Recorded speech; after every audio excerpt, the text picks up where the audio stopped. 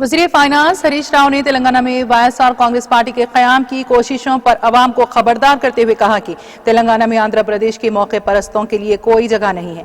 उन्होंने याद दिलाया कि राजशेखर रेड्डी एक ऐसे रहनुमा थे जिन्होंने उस वक्त की मुत्तहदा आंध्र प्रदेश असेंबली में तेलंगाना की तौहीन की थी। अब उनकी औलाद तेलंगाना के हमदर्द के तौर पर सामने आ रही है। वज़ीर हरीश राव ने ऐसे अफराद को चौकस रहने का मशवरा दिया। इस मौके पर कांग्रेस पार्टी से वाबस्ता बल्दी इदारों के नुमाइंदों ने संगारेड्डी जिले के सिद्दा शिवपेट में वजीर हरीश राव की मौजूदगी में टीआरएस पार्टी में शमूलियत इख्तियार की। इन सभी को वजीर हरीश राव ने गुलाबी रंग का खंडवा पहनाते हुए पार्टी में शमूलियत इख्तियार की। इस मौके पर वजीर हरीश राव ने खिताब करते हुए कहा कि दूसरी पार्टियों के रहनुमा चीफ मिनिस्टर केसीआर पर एतमाद के साथ टीआरएस में शामिल हो रहे हैं। उन्होंने कहा कि टीआरएस हुकूमत ने चंद सालों में वो काम किया जो कांग्रेस पार्टी 70 की दहाई में नहीं कर सकी। उन्होंने वाजे किया कि तेलंगाना मुल्क की वाहिद रियासत है जहां हर गांव में एक ट्रैक्टर और टैंकर होता है।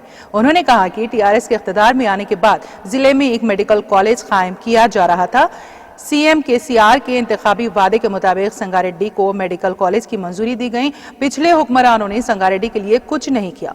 वजीर ने यह भी यकीन दहानी कराई कि गोदावरी का पानी जल्द ही सिद्दा शिवपेट में लाया जाएगा। वजीर हरीश राव ने कहा कि नीम्स के आगाज से खित्ते के नौजवानों के लिए हजारों मुलाजिमतें पैदा होंगी।